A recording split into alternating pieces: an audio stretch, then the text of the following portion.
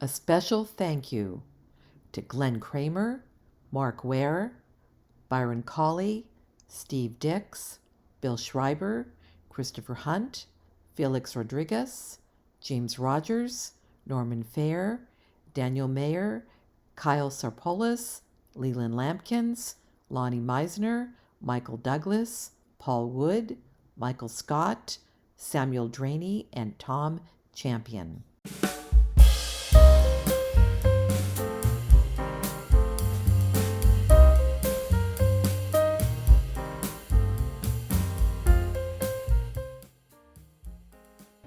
Okay, you guys, you said you wanted to see me build this Maserati back here, and right now I'm on live stream watching Dave do a giveaway and just milling around his track, having a good time on Sunday. And that's always a nice way to build a car, work on a car project back here while listening to Dave. So that's what I'm doing. And of course, what you all been wanting to see is the Maserati 250F short nose get built. So that's what we're going to do. Okay, so here we go. You can see the car is sitting on, sitting on the axles. You can see they're far, maybe at this angle you can't, but they're way too wide. I have to cut them down for this. But the main thing I want to do is get the frame started. Okay, so here you can get a better look at the car, and what I'm just going to do is pull it off. That's all it was doing, was sitting there, and actually these bearings should be back here, because these are the rear tires and these are the front tires, and boy do I have to cut down the length of these axles. They're quite long. That's not a problem. That's what I have this cutoff wheel for on the Dremel tool. So what I'm going to do now is, and I'm assuming we're getting sound here, my mic is on, is it testing? Yes it is. We're using the cell phone today because it's easier to get it in here than the big camera. I did a basic drawing, traced around it as you saw me do earlier, and I wanted to make sure that I could get this motor in here right about there and still have room for my driver to fit, which I do. And now the motor is actually in the real position that was in the actual car. Now this motor was taken from a scale electric that kind of met a demise. Someone drove it off the track and really did it in. Someone who wasn't qualified to be running a car that fast, and you know how fast they are with these motors. But that's what throttle's for, and sensitivity on my controller. I have a DeFelco now, which I haven't talked about, but I do have the DeFelco controller, which I like a lot, although I can't utilize the brakes here at home. I will be able to do it at other tracks. So that's going to fit there. There's plenty of room for it because this was for a Formula car.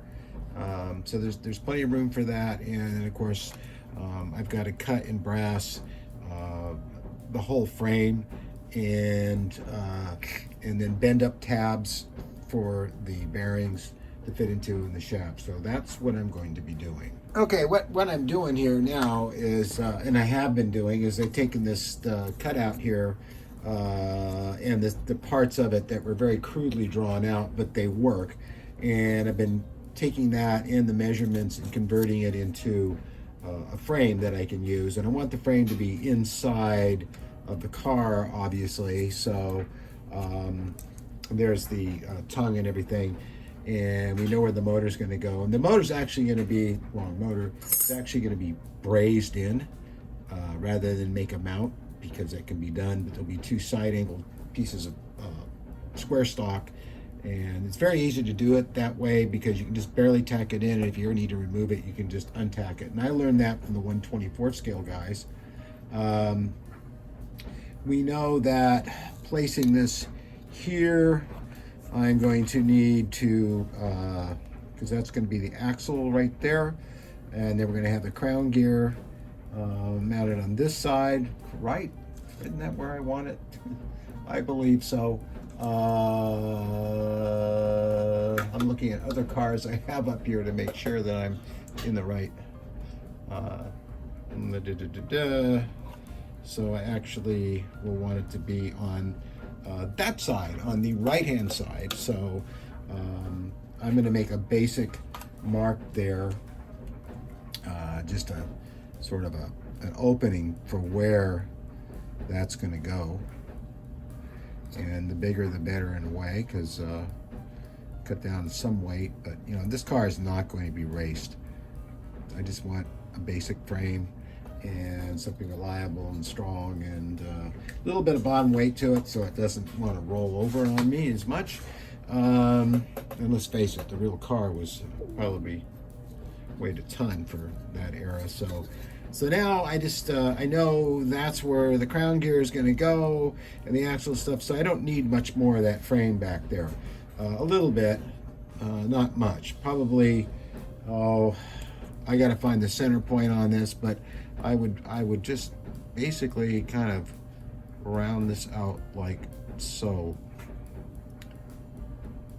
A lot of it for me, being an artist and a sculptor, and you know, making things for Hollywood all the years I have, I do a lot of eyeballing, and you know what? It's always worked for me. So I got a pretty good eye for symmetry, and so basically that's our basic frame. Hopefully I'm leaving myself enough room for bearings. I think I am.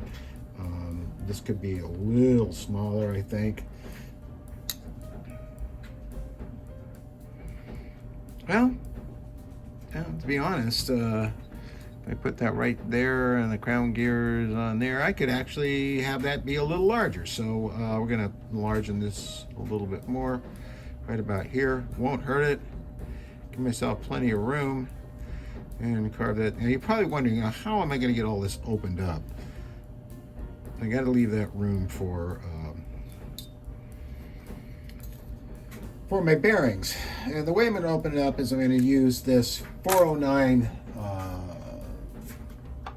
It's a 409 size blade for cutting through metal like this, and I'm going to go along here and score this and score this and score this, and then break the parts loose. But before I do that, I'm going to get my vacuum, and using the vacuum right close to me as I'm grinding, it will suck the brass dust out of the air. Oh yes, and these are the wheels I'm going to be using, and I want to thank John Albright for helping me with that online. That's the wonderful thing about this community, is that you know, the help you get from people is amazing. There are no secrets. Everybody wants to share and help, and these are beautiful. And these are from 1/32 slot car, a 132 slot car, and they're BRM classic wheels. Now I do remember getting these before, and they were called PCH, but these are now called BRM, and made in Italy, which is fitting considering the car is a Maserati. But that's really cool. So when we come back, I'll get set up and we'll show some cutting. Oh yes, and another really important tool to have, because I don't really need a jig for this, although that will come into use pretty soon when I mount the axles and the bearings. But in fact, I take that back. You will need a jig. And I have two different types, which I'll show you. But this is what's sometimes called a jeweler's square. And you can see how thick that is. And what's really great about this thing is that, and I learned this from Keith Tanaka and Gonzo, Hector Gonzalez, who was the one who taught me how to build a slot car chassis for my 124 scale car. He talked about this as one of the most important tools you can have. And there's no question about it. I mean, look at how square that is. I mean, you can use something like this, right? And you can just like put it up against here, and yeah, you're pretty good, but you can't actually be sure that you're 100%. With this, you can tell you're 100% because it is absolutely square and won't shift around. Here, I'll move it up so you can see it better.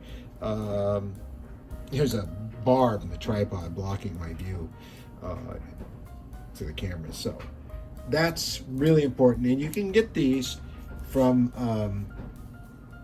Micro Tools? Oh, geez, you know, Micromart, I think it's Micromart has them. They specialize in hobby tools for modeling, and that's where I got mine.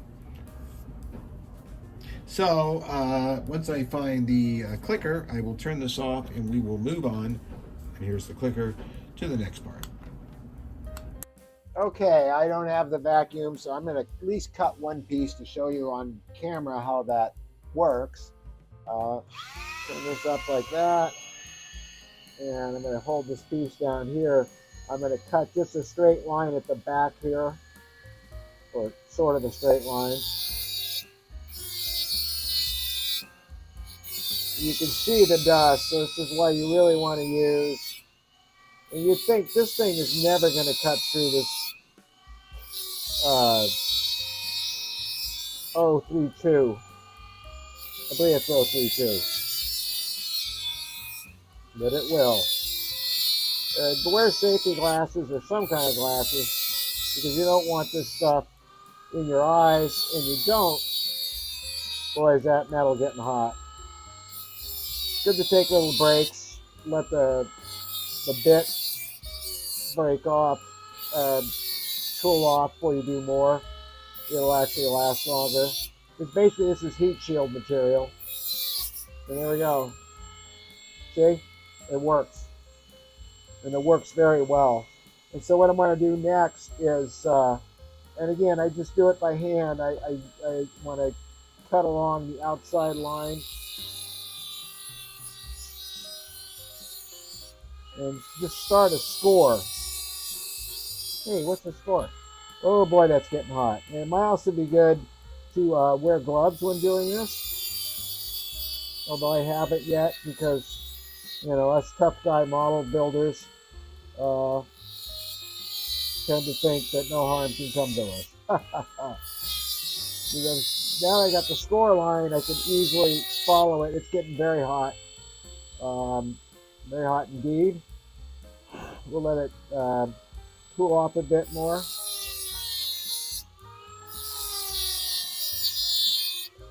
And it seems like it takes forever, but in fact, it really doesn't. And we'll be through this in no time.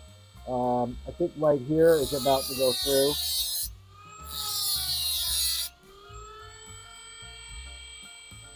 Woo! That is getting hot, folks. And I'm also losing my line over here. So I'm going to stop. And unfortunately, my good scribing tool is at the studio. So I'm going to see if I can find another one I have. It'll work. So what I want to do is take that straight line that I've made. I don't want to lose it. I want to have it as a reference point because my thumb was on it and I thought that, oh, it'll be fine with X-Acto. You can't see a darn thing, can you? No, you sure can't. Let me try to orient this a different way. That's right, bump into the camera, it always helps. It's really important to have good light, plenty of light. I can't argue with that. And Dave was just talking about that. So now I'm scribing that line. I'm not going to worry about the other side because I already got it. See, now if I rub it off, you can see how you can see it. So it's very important to scribe, and I'm going to probably scribe all this stuff. But we're going to stop for now because it's time for a tea break. So as you can see, now that we've cut away everything, we've got a very good fit.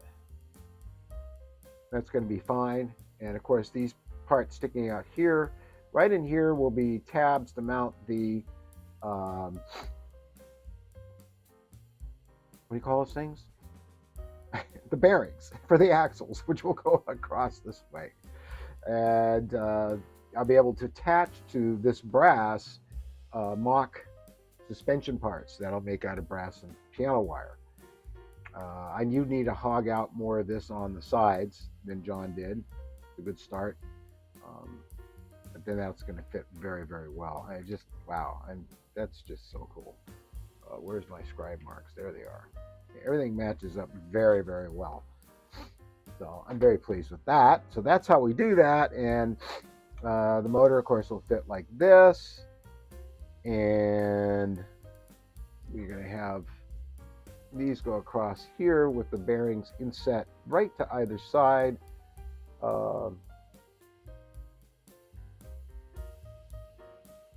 I just realized that I made a big dumb mistake. They're going to go like this. Crown gear is going to be about there. The motor has to go back a little bit more. I don't know. I guess I didn't. It'll be okay, right? Yeah, it will be. Motor just has to go a little bit further back. It'll be right about there. Of course, this has to come up a bit. You can see how high the brass tabs are going to be that I'm going to put there to mount those two. What I'm going to do is drill this out. Okay, now to drill into that hole. One of the things that you also should have is a pair of lineman pliers or tools. These things really, really grip. I learned this also from Hector, and they also will cut wire very well, but these really hold on to stuff. And when you're drilling, really this hole should have been drilled first before I cut away all this stuff. Just for your general knowledge. Um, and there also should be a little tap hole right here because that way it won't dance like it's dancing right now. You see that? Very hard to keep it in one spot when it does that. So always tap a little hole first or a little dent there that this will follow. And I'm doing that with the drill, which is really not the best way to do it. But I actually am right on center. I'm a little forward, but that's okay. Make sure your drill bits are sharp.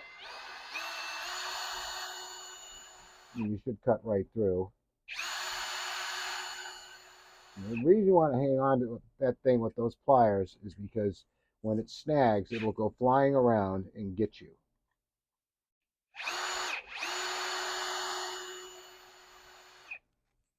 Okay, now I'm dancing again, darn it.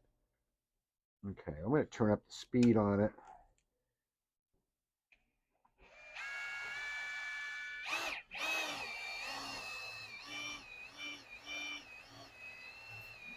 I'm going at an angle to try to. Now this is gonna pop loose any minute and get me. I guarantee you. So it's still pretty at center. I'm okay. Let's go again. And always hold the pliers out the furthest end, way out there, so that you have more torque. And there we go. We're right through. See, that was actually went very, very smoothly. And it's pretty much on center. Like I said, I'm not racing this car. Um, and this should fit right in. If it doesn't, then we take the prop reamer. I call it a prop reamer because I fly model airplanes, and ream it out. That's a prop reamer. And you can get these online. I think I can't remember. Does Dubro make them? I am definitely off center, but not according to. Yeah, I'm off center, which is I don't know. This fits in there pretty well. I got a good amount of turn on it, but I do see that what I need to do is put a washer down there, and then we'll be fine. That raises it up a bit, and I probably will need to do that anyway because to keep the height where I want it to be. So this will work out just fine. A little off center, but it'll be okay. I can always bore it off to one side and put another piece on top and braze it. But I think pretty much I'll be okay. So, and also I will need to.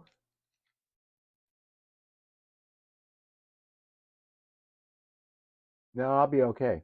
I need to remove some more of this, but not a lot. And I really like my slot um, guide, flag, whatever you want to call it, to be back this far. And the reason for that is that I just can't stand the way they look when they're stuck out in front. You know, um, again, I'm not racing this car. I want it to look like the real car as much as I can. And as far as I can tell, when the axle's in, I should be clear of the guide, and I am. So that's good too. So that's going to do it for part one. It may get turned into a part two. I don't know. We'll see. I will be working on this again tomorrow night. This is Sunday. But I think we will make it a part one because the videos get too long, and this is the first part, and that's what we got done today. And I really do think that was quite an accomplishment for a few hours out here. Again, what I'm going to do, and then I'll be showing you that next, is I'm going to be uh, cutting a couple pieces of the stock like so. Am I on this? Yeah, it does. And either side, and this will hold the motor in place, and then I'm going to braze this down with my big guns soldering iron, which will also help keep it very centered on both sides. It should work out well. In fact, you know what? I'm going to cut a piece right now because I want to see what that looks like. It will go up this high to right here. And then I'll cut another one the same length. We will be using this again, a noisemaker.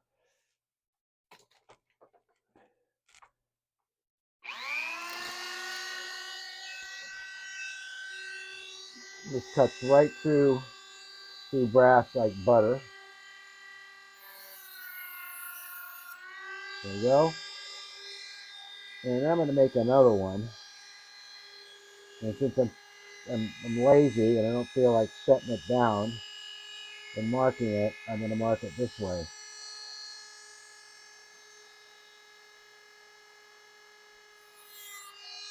Now I know where the mark is. There we go.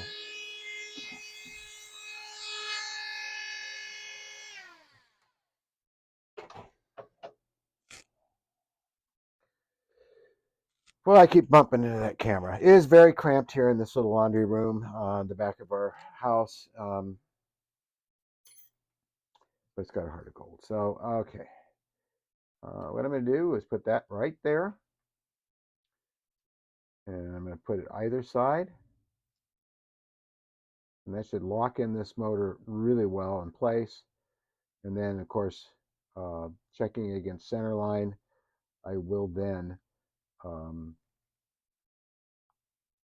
you know, if this goes back further, I might be able to mount right to the sides of this the two pieces of brass that I'm going to need that will encapsulate the bearings. So that's something to think about. But that's how that's going to work, right like that. Come on, here you go. And I could just move these down here just a little bit further, like so. You know, it'll work out perfectly. And then that's right over my axle line. And they're just tucked in just enough to slip in a piece of brass there and solder it in, which will be really nice. It's going to make a very clean installation. So, and then I'm going to tack this, which is really easy to do when you have 1100 degree temperature Weller soldering iron that I have. And this thing literally will touch this brass and go like that, and it's tacked, and it's good and tacked, and it will not come loose. You really need as much temperature, I've learned, as possible. Watts are important, temperatures more important, is what I've been taught. And then I'm going to tack in the motor as well, so there's no need to build it's a lot of trouble to build a mount. I mean, that you can screw into in the front of the motor. And this way, if you ever need to get it out, you just take the soldering iron to it and just loosen it and pop it out. So it works really well, and that way you have less stuff. But this is all going really, really, really, really very well. I'm very, very pleased. The motor actually has to go more forward than it is. That's right. Move that motor back, back, back, back, back. There we go.